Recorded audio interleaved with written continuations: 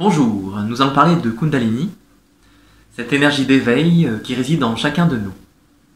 Dans la tradition indienne, l'énergie vitale circule à l'intérieur du corps à travers un ensemble de nadis, qui sont des chemins permettant à l'énergie de circuler.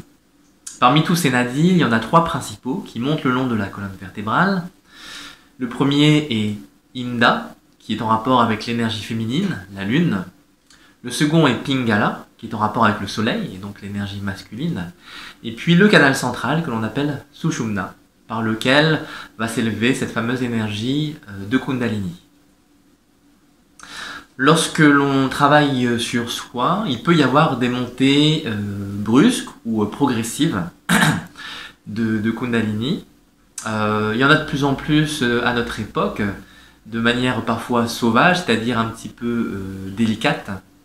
Les symptômes sont assez nombreux, mais on retrouve souvent beaucoup de chaleur, c'est-à-dire que c'est un feu intérieur qui monte le long du dos, le long de la colonne, depuis le coccyx jusqu'au sommet du crâne potentiellement, en passant par différents chakras, hein. Il y en a 7 dans le corps, depuis le bassin jusqu'au sommet du crâne. L'énergie de Kundalini, en passant par ces chakras, va les ouvrir, les percer et les nettoyer, les purifier.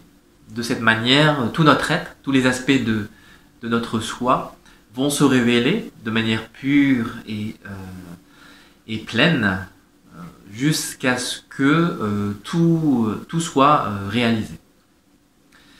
Le travail de cette énergie peut se faire donc de manière rapide ou lente et peut également s'éteindre. C'est-à-dire que si on repose sur ses lauriers, qu'on laisse l'énergie monter, puis qu'à un moment donné on arrête de travailler sur soi, eh bien cette énergie peut se rendormir. D'ailleurs on appelle le Kundalini également la lovée, puisqu'elle est représentée sous forme d'un serpent roulé sur elle-même au niveau du coccyx. Pour la plupart des gens, cette énergie est endormie.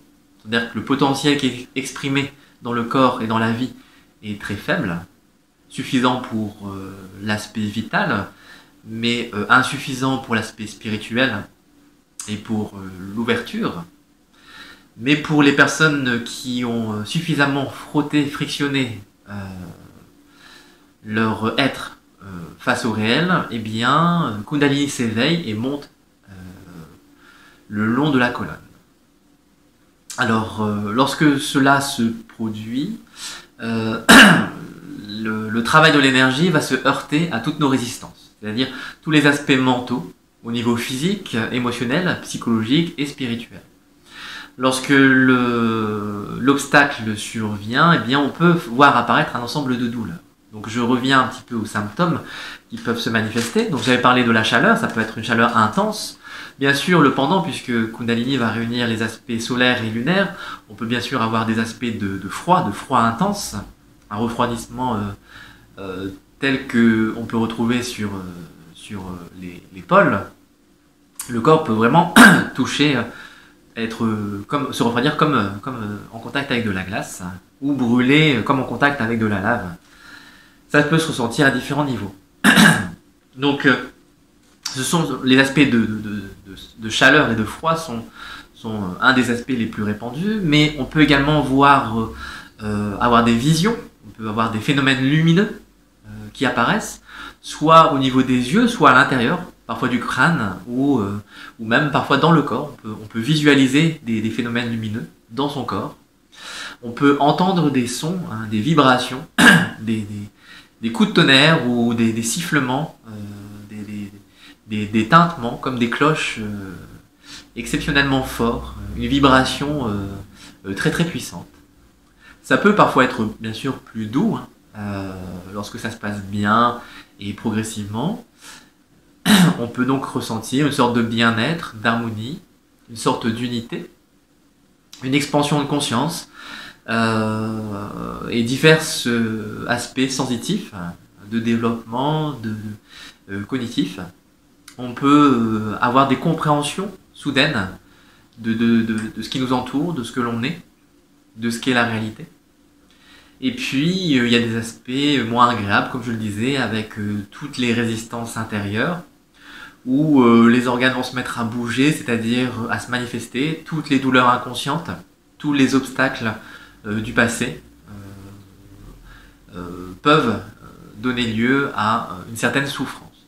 Ça, c'est l'aspect moins agréable, mais parfois nécessaire, où certaines choses vont remonter à la surface pour pouvoir s'exprimer et se libérer. Il peut donc y avoir des moments d'angoisse, de peur très forte, des moments de dépression, et un inconfort non négligeable dans la solitude ou en présence des autres. Et l'éveil de Kundalini peut effectivement isoler, voire amener à l'internement, puisque c'est ce que l'on dit, et c'est ce que je pense également, c'est que un certain nombre de personnes qui se retrouvent en hôpital psychiatrique ont été sujettes à un éveil de cette énergie, de ce feu sacré. Et comme c'est mal compris encore chez nous, eh bien, on va les bourrer de médicaments, mais ça ne va pas les arranger, parce que l'aspect énergétique se confond avec l'aspect physique. Et en abrutissant le corps avec des substances, eh bien, on va empêcher l'énergie de travailler correctement. Donc en fait, ça enferme la personne dans un monde de folie. Pour pouvoir maîtriser cet éveil, en fait, au contraire, il faut laisser le corps être le plus libre possible et donc le mettre en rapport avec la nature, en rapport avec lui-même, dans des activités, dans des choses concrètes. Si ça vous arrive d'avoir un éveil brusque et de vous enflammer, je vous conseille d'utiliser l'eau. L'eau est un bon moyen de calmer toutes les sensations. Prenez une douche froide. L'eau a tendance à diluer l'énergie, à disperser le feu, et donc ça va peut-être vous aider dans les moments difficiles. Un autre moyen aussi de calmer l'énergie, c'est de se poser sur le côté en fœtus, et ça va réharmoniser tous les chakras et refaire passer l'énergie dans le bon canal, dans le canal central, et remettre les énergies de Inda et Pingala en place. Parfois, lorsqu'il y a un blocage à certains endroits, par exemple au niveau du plexus, au niveau du cœur, l'énergie peut se disperser sur les côtés, aller dans les bras, donc ça vous fait des douleurs assez insupportables dans les bras. Ça peut être au niveau du cou, des trapèzes, des cervicales, ça peut être dans la tête, ça peut descendre des fois dans les jambes. Donc lorsque ça vous arrive, sachez que c'est un blocage. Donc il va falloir peut-être travailler dessus, peut-être pas directement si c'est un blocage fort, mais il y aura quelque chose à faire bouger, à rendre libre. Mais ça peut prendre des années, donc il faut un petit peu de patience. Et si cela vous arrive de manière intense, peut-être essayer de chercher une aide. Bien qu'aujourd'hui, avec tout ce qui se développe, Kundalini Yoga, les maîtres, les pseudomètres et puis les personnes pseudo-éveillées, on est un petit peu perdu, mais si votre voie vous mène à la bonne rencontre, ce que je vous souhaite, eh bien, vous allez pouvoir être canalisé, dirigé dans la bonne direction, et cela vous aidera à vous calmer.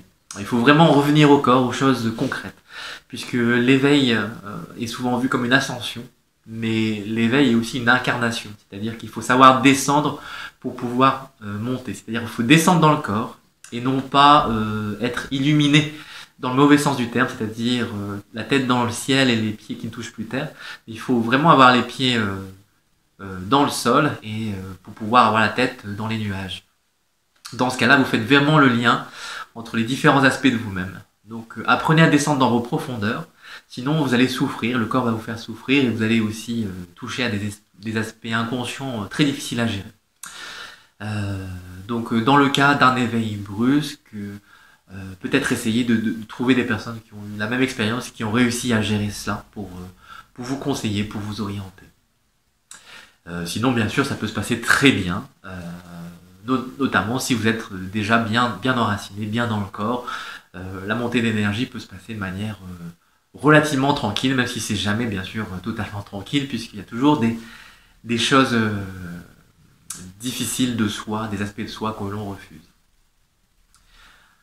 Voilà pour ce petit tour d'horizon sur cette énergie sacrée, hein, sacrée dans le sens aussi où elle prend naissance au niveau du sacrum, et qu'elle est sacrée dans le sens où elle vous ouvre les yeux sur la réalité. Et cette réalité est vraiment ce qu'on appelle sacré, dans le sens le plus profond. Vous allez pouvoir réaliser en vous-même et autour de vous ce que veut dire réellement le terme sacré. Donc c'est une sacrée énergie, mais aussi une énergie sacrée. Voilà, c'est tout pour aujourd'hui. Je vous souhaite une bonne pratique, une bonne découverte. Je vous dis à bientôt.